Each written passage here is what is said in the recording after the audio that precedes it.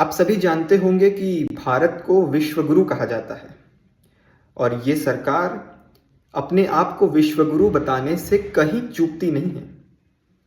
लेकिन इसी विश्वगुरु के देश में, इसी भारत में छात्रों के साथ और शिक्षकों के साथ कैसा बर्ताव होता है, ये अभी आपने हाल फिलहाल में देखा होगा। मामला एसएससी का है। एसएससी यानी स्टाफ सिलेक्शन कमीशन, जो कि सरकारी विभागों में स्टाफों की नियुक्ति करती है। और इसी एसएससी के माध्यम से हजारों छात्र अपनी सरकारी नौकरी पाने का सपना देखते हैं और उसी सरकारी नौकरी को देने के लिए ही एसएससी एग्जाम्स कंडक्ट करवाती है। लेकिन पिछले कई दिनों से एसएससी में हो रही भारी गड़बड़ियां, अनियमितताओं और खराब व्यवस्था के आरोप लग रहे हैं। हालांकि ये आरोप ऐसा नहीं कि हाल फिलहाल में लगे हैं, ये आरोप बहुत पहले से चले आ रहे हैं। कहा जाता है कि 2016 से एसएससी पर ये आरोप हैं कि वो परीक्षा ठीक से नहीं कराती, व्यवस्थाएं ठीक से नहीं करती, सेंटर्स में सुविधाएं नहीं होती। बच्चे इसकी शिकायत भी करते हैं, लेकिन सुनने वाला कौन है?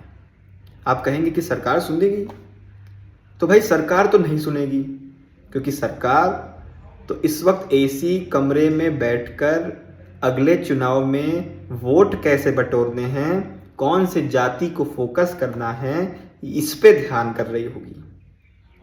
उनको क्या मतलब है कि बच्चे, छात्र, शिक्षक रोड पे भटकें, ज्ञापन लेके सौंपे, धरना प्रदर्शन करें, इधर उधर भटकें? उससे उनको क्या मतलब है? उनको मतलब है तो सिर्फ चुनाव से और अपनी गद्दी से। तो चलिए समझते हैं कि आखिर ये मामला आखिरकार तूल कैसे पकड़ा। देखिए, एसएससी पर आरोप बहुत पहले से लग रहे थे, हालांकि इसका कोई सॉल्यूशन निकल नहीं रहा था। बच्चे शिकायतें दर्ज कराते, अफसरों की बातें सुनते और वापस चले जाते, फिर वही कहानी, ऐसे सिलसिला चलता रहता। लेकिन सर का घड़ा फूटा तब, पानी सर के ऊपर तब पहुंचा जब हाल ही में जो एग्जाम्स एसएससी ने कंडक्ट कराए एक हफ्ते पहले, उसमें भारी गड़बड़ी देखने मिली। जैसे कि बच्चों के जो कंप्यूटर पे जिनमें उनको एग्जाम देना है, वो कंप्यूटर ही नहीं चल रहा है। कंप्यूटर का सॉफ्टवेयर फेल कर जा रहा है, कंप्यूटर का माउस ही काम नहीं कर रहा है, कीबोर्ड काम नहीं कर रहा है। जो इन्विजिलेटर वहां पर देखने के लिए हैं, उनको कोई पता ही नहीं है कि आखिर कैसे कराना है, क्या कराना है। एक शिकायत तो ऐसी कि आप दंग रह जाएंगे। एक बच्चे ने शिकायत की कि उसका जो सेंटर था वो उसके घर से हजारों किलोमीटर दूर। बच्चे ने कहा कि मेरा घर राजस्थान में है, लेकिन मुझे सेंटर दिया गया अंडमान निकोबार। तो आप खुद समझिए कि बच्चा जो राजस्थान में है, राजस्थान का निवासी है, वो अंडमान निकोबार जाएगा अपना एग्जाम देने। किस आधार पे ये सेंटर दिए गए? इसकी ये सवाल का जवाब देगा कौन? इसकी अकाउंटेबिलिटी किसकी है? बच्चों की शिकायत थी कि सेंटर्स पर बेसिक नेसेसिटीज जैसे पानी, टॉयलेट, बिजली है ही नहीं। तो ये सुविधाओं में बच्चों को आप कैसे बुला रहे हैं एग्जाम देने के लिए? सबसे बड़ा मामला तो यह है कि भाई बच्चे सेंटर्स पर पहुंच रहे हैं, तब उन्हें पता चल रहा है कि एग्जाम ही कैंसिल हो गया। ये जो सडन एग्जाम कैंसिलेशन है, इसने बच्चों को और गरमा दिया।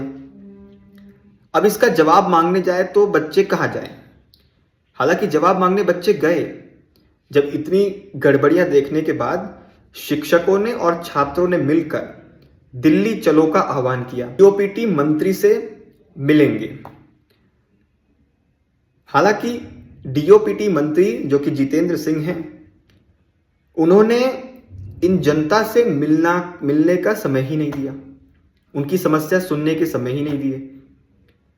लेकिन मैं लिख के दे रहा हूं, यही मंत्री लोग, हमारे मंत्री जी, यही मंत्री लोग चुनाव के समय फिर उसी बच्चों, उसी जनता के द्वार पे जाएंगे और उनसे समय मांगेंगे कि आप हमें वोट देने पहुंचे और हमें विजयी बनाएं।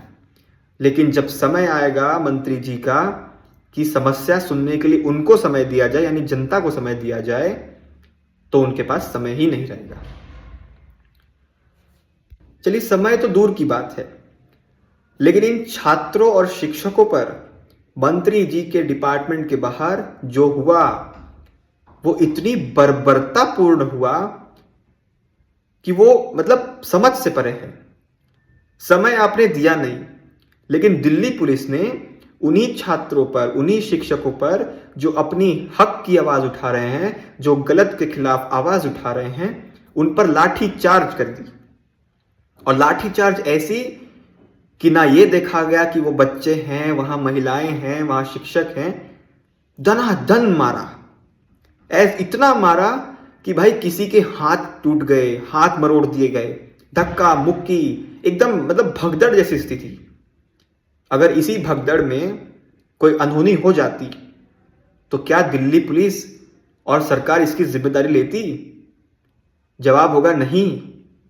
कह देंगे कि ये लोग आ गए, उसमें भगदड़ मच गई, उसकी खुद की जिम्मेदारी। पल्ला झाड़ने के लिए तो एकदम सबसे आगे। इस देश में एजुकेशन तो वैसे ही चौपट है, लेकिन जो एजुकेशन हमारे जो शिक्षक बच्चे कुछ देते हैं, उनके साथ ये दुर्व्यवहार होना कतई निंदनीय है। आए दिन स्कैम्स की खबरें आएंगी कि ये स्कैम, फलाना स्कैम, ढिकाना स्कैम, लेकिन एजुकेशन के ऊपर कोई कार्रवाई नहीं। इस एसएससी स्कैम पर, यानी एसएससी में हो रही जो गड़बड़ियां हैं, उस पर आपकी क्या राय है वो हमें कमेंट सेक्शन में बताएं। नमस्कार।